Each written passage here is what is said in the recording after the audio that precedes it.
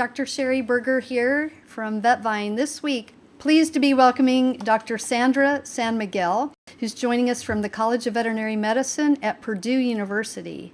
Welcome, Doctor.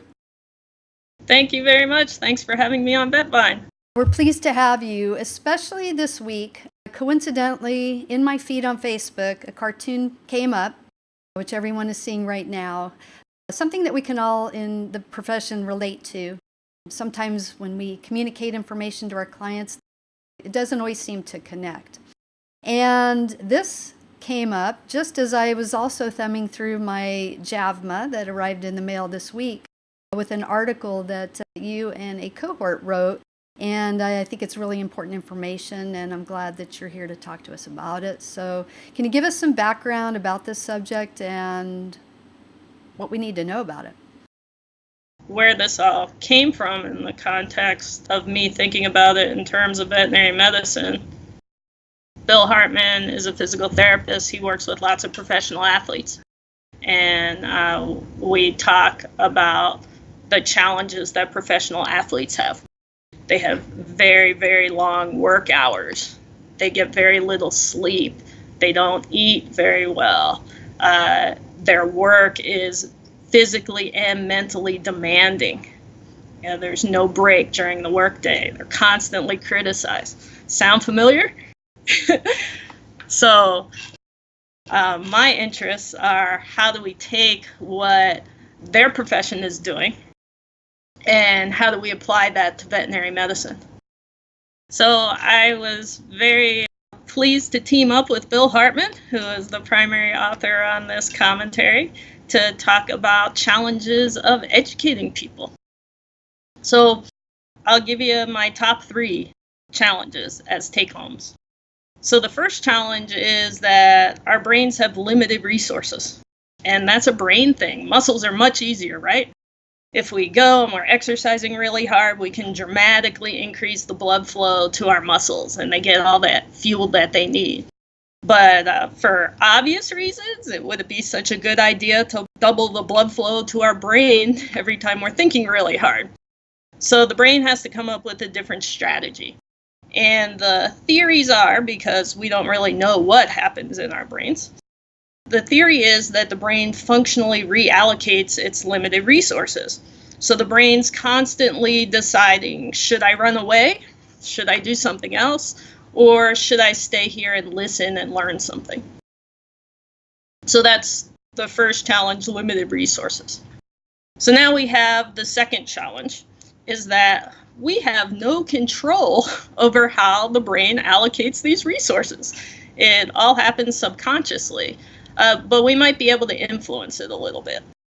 And that's where Bill Hartman comes in. He has this brilliant framework called the behavioral onion. So it's Hartman's behavioral onion, where you imagine your brain as an onion, but don't cry.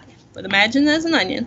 And the center part of the onion is all of your reflexive, defensive actions. So that's your fight or flight part. And then as you move to the outside of the onion, you have your cognitive activities going on. That's your prefrontal cortex. So if you want to get somebody in a position for learning, we need to get them to allocate some resources from that central defensive part out into the periphery. But we don't want to overdo it, right? You don't want all of your resources spent on processing every single cue that comes in. You'll never be able to make a decision. And it's also very expensive energy-wise. So the electric bill for your prefrontal cortex is much higher than the electric bill for your hippocampus. So we have to be a little careful there. The third challenge is that the brain's default setting to any new situation is it is dangerous. So when that client is walking into your hospital for the very first time, their brain is not paying any attention to you whatsoever. It's trying to assess the situation and see if it's a true danger or not.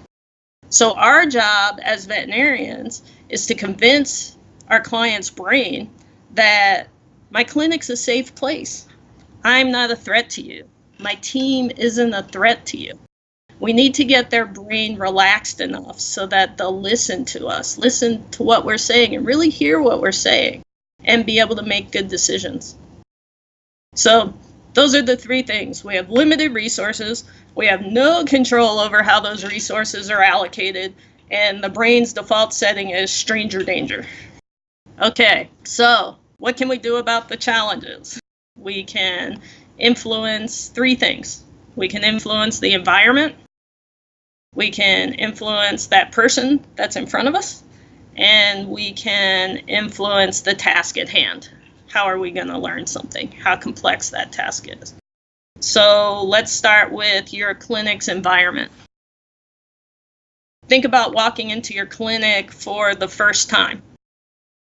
What is your brain thinking? What are the pictures on the walls? What message do they send? Do you have pictures of clients that are all white women holding dogs, and I walk in and I'm a black man holding a cat? How do you think that makes me feel? Is your clinic environment peaceful and calming and quiet, or is it chaotic and noisy? Is it comfortable to maneuver? Does it smell? What are all these things that the brain is getting cued to determine if it's a safe place or if it's a dangerous place? And these are things that we can control. The second aspect that we can influence is the person in front of us. We can work hard to better understand where they're at. So you have a client walking through the door that's probably been up all night, worried quite a bit about their animal. And they might be exhausted, and they're probably a little scared, and they have a lot of questions. And that might not be the only thing going on in their life. They had to take off work to see you. Maybe they had a big deadline at work. Maybe their kids are sick. We have no idea what else their brain is focusing on and how much effort, how much energy it has left to listen to us. And even if everything is perfectly rosy in their life, you're a veterinary specialist. You might be a little bit intimidating. And we don't realize that. So we need to figure out ways to put this person in front of us at ease. And one way to put their brain at ease, we're programmed since we were born, the brain loves smiles. So it's a real simple way to get started. Just smile at the person when they walk in. And that can be a first step at putting their brain at ease.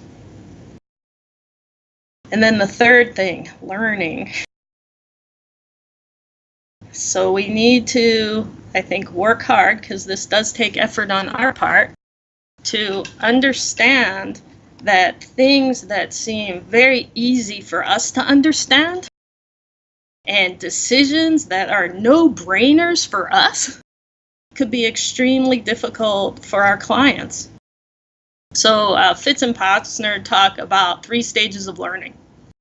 So that first stage, explicit learning, put it in vet med context, think back to your first spay, right?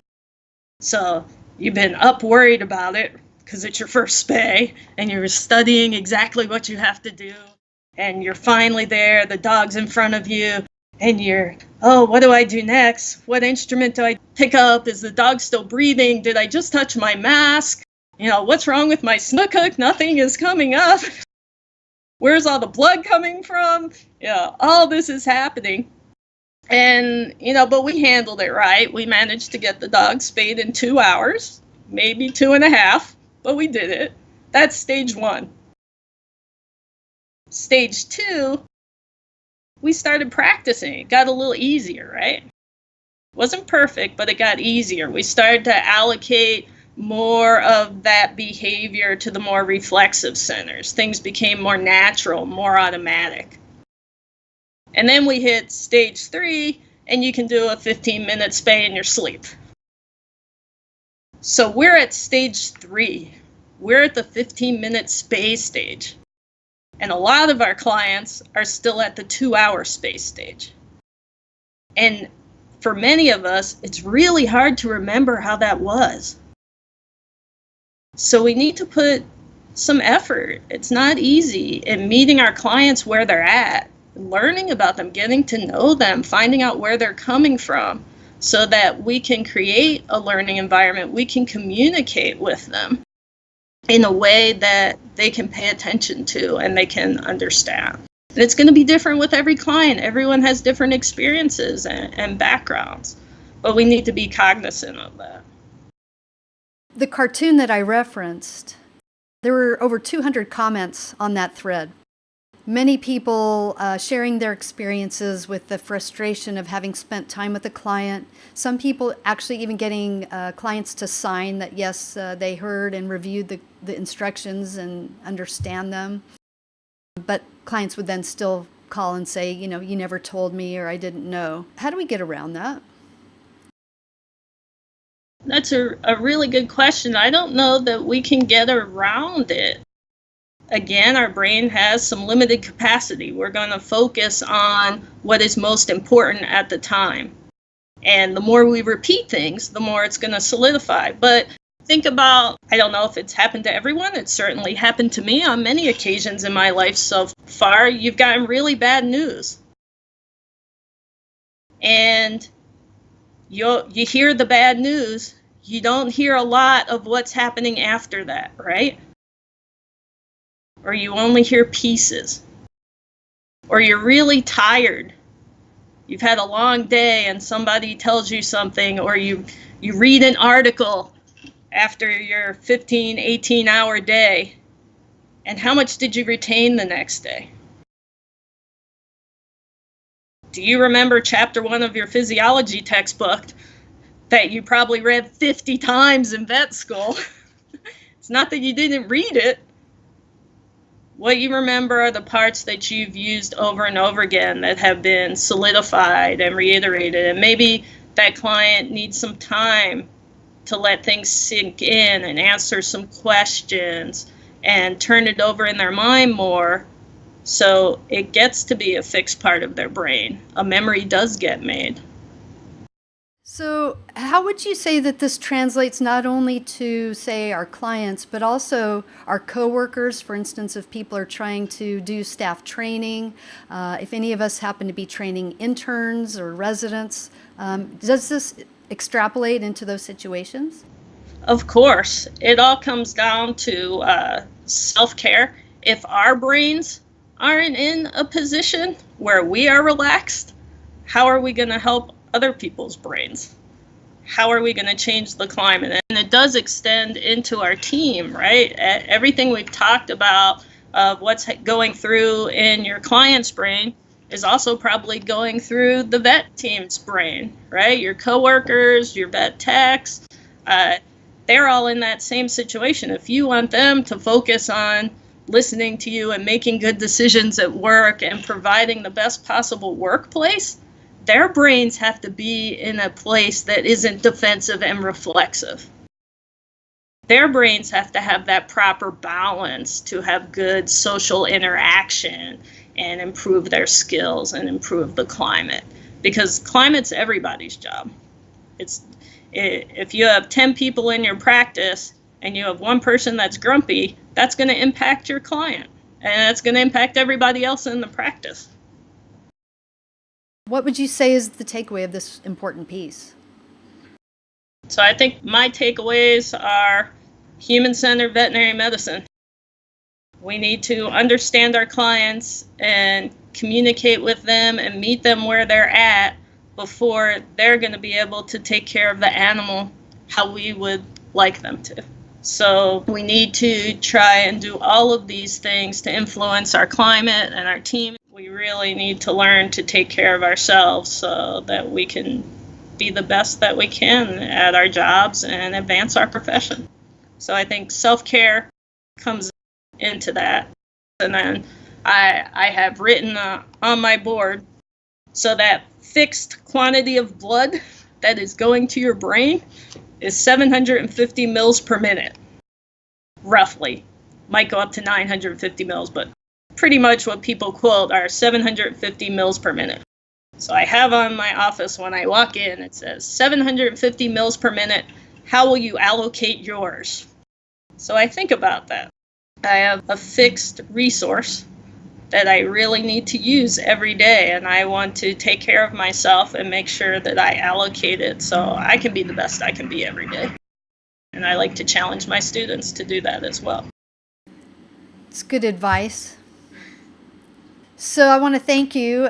I hope everyone will take the opportunity to read the article in their JAVMAs this month, and I want to thank you so much for joining us and sharing this important information.